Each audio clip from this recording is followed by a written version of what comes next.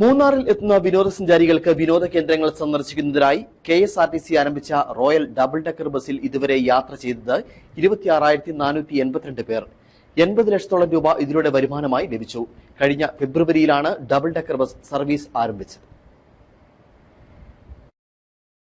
മൂന്നാറിലെ ടൂറിസം പരിപോഷിപ്പിക്കുന്നതിന്റെ ഭാഗമായി കഴിഞ്ഞ ഫെബ്രുവരിയിലാണ് KSRTC മൂന്നാർ ഡിപ്പോയിൽ നിന്നും ഡബിൾ ഡെക്കർ ബസ് ആരംഭിച്ചത്. സർവീസിന് മികച്ച സ്വീകാര്യതയാണ് ജനങ്ങളിൽ നിന്നും ലഭിച്ചത്. മൂന്നാറിൽ നിന്നും വിവിധ വിനോദസഞ്ചാര കേന്ദ്രങ്ങളിലേക്ക് ഡിപ്പോയിൽ നിന്നും ഉല്ലാസ ബസ് സർവീസ് നടത്തുന്നുണ്ട്. ഇതിനു പുറമെയാണ് ആദ്യഘട്ടത്തിൽ പരീക്ഷണാടിസ്ഥാനത്തിൽ ഡബിൾ ഡെക്കർ സർവീസ് തുടങ്ങിയത്.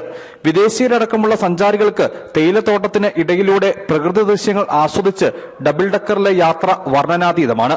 ബസിന്റെ മുകൾ നിലയിലെ യാത്ര ആനന്ദകരമാണ്. മുകൾ ഭാഗത്തിരുന്ന് യാത്ര ചെയ്യുന്നതിന് 400-ഉം താഴത്തെ നിലയിൽ 200 രൂപയുമാണ് ടിക്കറ്റ് നിരക്ക്. രാവിലെ 9, പകൽ 12:30, വൈകിട്ട് 4 എന്നീ സമയങ്ങളിലാണ് മൂന്നാർ ഡിപ്പോയിൽ നിന്നും ആനയിറങ്കൽ അണക്കെട്ടിലേക്ക് യാത്ര തിരിക്കുന്നത്.